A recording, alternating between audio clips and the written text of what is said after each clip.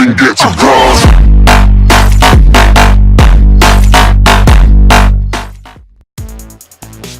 Hey, how you guys doing? This is Ranger X here with another hoop breakdown.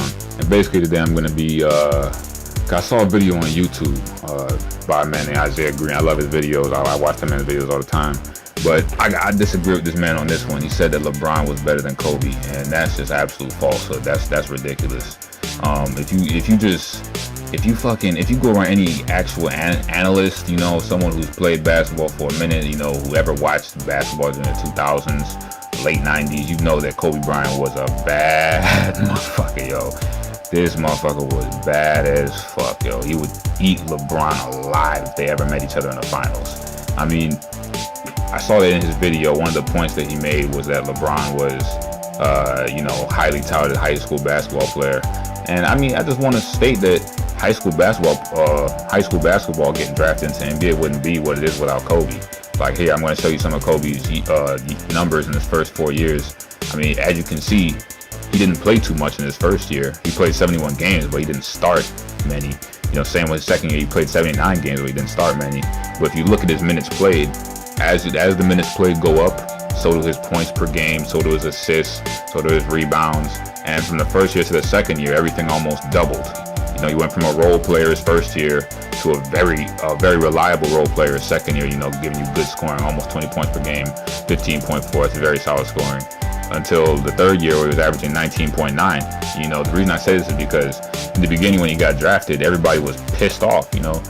They were like, you know, why'd you trade away Vlade Divac, a reliable, very good player, for someone who's unproven, some punk high school kid? Like, why the fuck would you do that? So the Lakers were very hesitant on playing him in the beginning because high school basketball wasn't what it is today. Like, in the sense that now we know you can get high quality basketball players from high school. Everybody was like, why not get a guy from college that you know has competed at the higher level? So the Lakers took a little bit, you know, before they took a chance on drafting him, but they took a little bit before they worked him into the lineup fully with the minutes.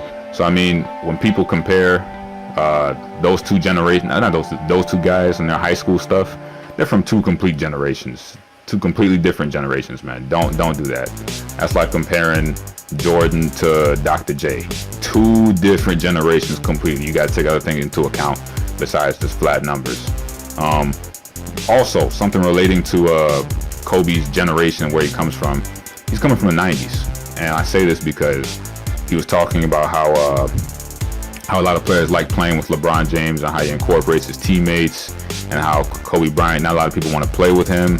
Let's just say this: Kobe, his standard of hard work was ridiculously high, and he tried to push his teammates to that level. In the 90s, boys were hungry to win, and they wanted to win where they were at. So there was a lot of competition. People like Reggie Miller, Jordan, Kobe, those are guards that, you know, they're going at each other's throats every time they played.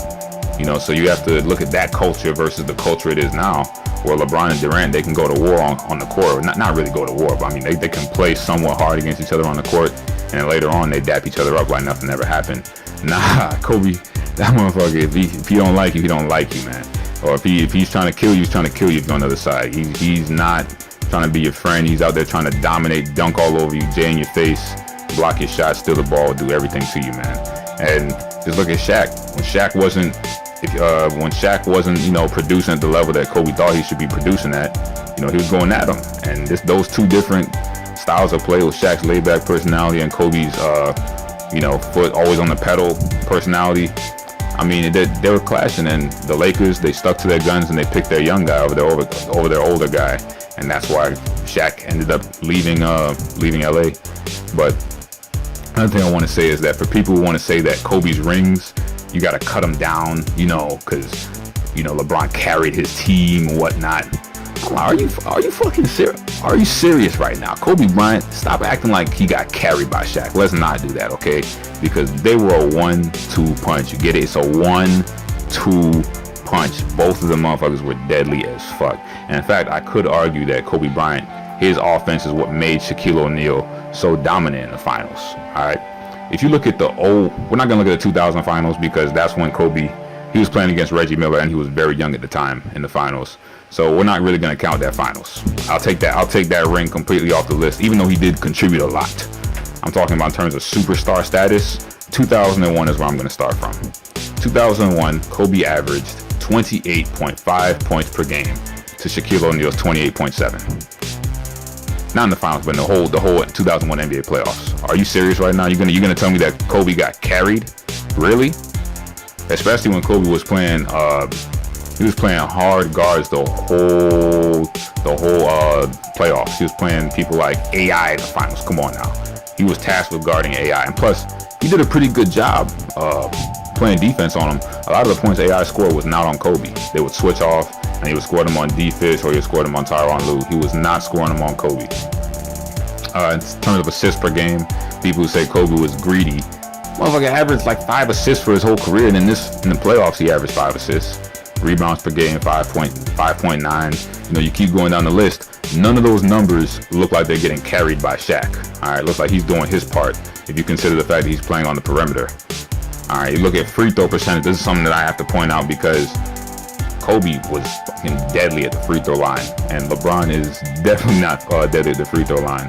Then we look at the usage rating. Let's look at that stat because that shows you how often they're getting used on offense. It looks to me like Kobe is getting used a little bit more than what Shaq is. It's 0.2%, but it's still 0.2%. He's getting used more. So all the people who say that Kobe got carried by Shaq, do your fucking research, watch the games. Yes, you actually have to watch the games to actually talk about this stuff. Watch the games before you say anything about it because it's obvious that you did not watch basketball at the time. Now I'm gonna show the 2002 playoff numbers. They're similar. There was relatively no change between either player. Both their numbers went down a little bit. So I mean, there's not much commentary here. But if you look down the games played area, this is another thing I'm talking about. This is why Kobe and Shaq, they didn't really get along. Shaq played 67 games that whole regular season. You look at Kobe played 80 games. That's one of the reasons they were feuding so much is because Kobe thought that Shaq should lose some of that weight. In between Kobe and Shaq, and there was a lot of feuding going on between those two personalities, man.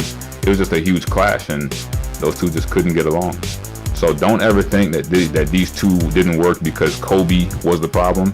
They were both the problem for each other, all right? They played great basketball together, but their personalities being opposites is what drove them out. Well, not drove them out, but drove them apart. Now, I'm going to just compare Kobe Bryant's NBA Finals to LeBron James' NBA Finals because people love dick riding the fuck out of LeBron. It's ridiculous. It's like you might as well have that nigga's dick in your fucking throat the way y'all ride that shit. Might as well buy you a saddle, my nigga. Like seriously, if you watched Kobe during the 2000s, you would know that this man was not a force to be reckoned with. Like if you look at the points per game, he blows LeBron out of the water. Now LeBron does beat him considerably in assists and rebounds, but I'm gonna state this: LeBron is a small forward. He's supposed to be rebounding the ball more. That's the thing a lot of you fucking idiots forget. The assists, I will admit, he beats him there, but the rebounds, come on now. Not like Kobe's averaging 3. Kobe's averaging 5.9 rebounds. Not like he's got him beat majorly, and that's his position. He's a forward. Now for people who dick ride LeBron, calling this man, one of the best defensive players all time, all this bullshit.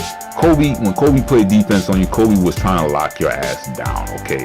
Intensity was on 20. Homeboy had more blocks per game than LeBron James. This chase down master that everyone fucking loves to dick ride. Come on now. Steals per game, they're both even. They're both pretty good defensive players when it comes to ripping you. Field goal percentage, 46.4%. I'm going to touch on this because LeBron was carrying those Cavaliers. He was carrying them, but I have to note that Kobe Bryant did play the Spurs in that 01 NBA playoffs in the Western Conference Finals, and this is all the NBA playoffs combined. So LeBron played the Spurs later on. Kobe played the Spurs while he was young, and yeah, he played with Shaq, but Shaq was the only other player on that team that was of that caliber. Let's not sit here and lie.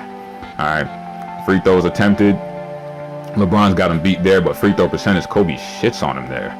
And usage rating, people love saying that LeBron carried the Cavaliers and he was the only one. Yeah, he was the only one, but Kobe, his usage rating was higher. So if Kobe's usage rating was higher, right, and LeBron so-called carried the Cavaliers, you can probably argue right now that Kobe did carry the Lakers. I'm not saying he did it by himself, but he did carry the Lakers. The thing is that Kobe played with Shaquille O'Neal. Kobe Bryant's game, it helped Shaquille O'Neal a lot in the sense that he gave Shaquille O'Neal a lot of open looks because he was dangerous on the perimeter. And Shaquille O'Neal got a lot of extra points as well because he got to the free throw line a lot.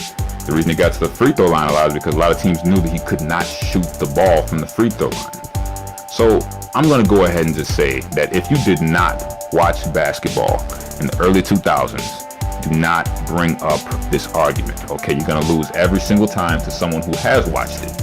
Kobe Bryant dragged sorry players to the NBA playoffs, or just in general throughout the whole season. Players such as by the names of Smush Parker, Luke Walton. Yes, he was trash. He's not that good of a coach, but he was a trash player.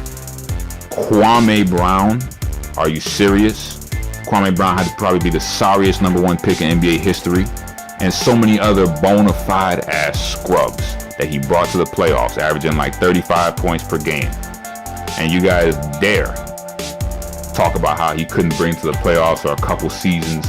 He played in the fucking West. He played in the West. The Western Conference was dominated by teams like the Spurs, the Mavericks, the Phoenix Suns that created this offense that the Warriors use now today. Yeah, Kobe had to play them boys by himself, all right? Let's not sit here, and he drove them to like 7. He used to drive them far in those series. Let's not sit here and act like Kobe hasn't done his fair share of carrying. Kobe did not get Finals MVP in 01 or 02. 2000, he wasn't going to get it because he wasn't on Shaq's level. In 2001 and 2002, he did not get the Finals MVP because he did not average more rebounds than Shaq. If he averaged even close to the same number of rebounds as Shaq, he would have been Finals MVP both times. They had a mismatch. They had a clear mismatch with Shaq and Dikembe Mutombo, and with Shaq when he played the Nets as well. Shaq just had mismatches on both of those ends. Kobe had to play very good guards throughout those whole series. He had to play Kittles. He had to play Kerry Kittles. He had to play Allen Iverson, one of the best shooting guards of all time. He had to play Reggie Miller, one of the best shooting guards of all time. These are top 5 shooting guards I'm naming off. Come on now. Come on now. Let's not do this ever again, all right? Let's not ever disrespect Kobe Bryant being the greatest player of the 2000s again. All right, look, love LeBron James, love what he brings to the team, but Kobe Bryant is untouchable, and for at least from the players that we've seen after him, LeBron James is very close, but he's just not there. He's not there, and we're not even going to bring up the clutch gene because that speaks for itself. All right, this is Ranger X. I'll catch you guys later. Just a summary for this video. You can speak 5 languages, but if you don't learn one very well, I mean, it doesn't matter if you speak 5 in a shitty way. So, you know, build your vocab. I'll catch you guys later. Catch out my next vids. Peace.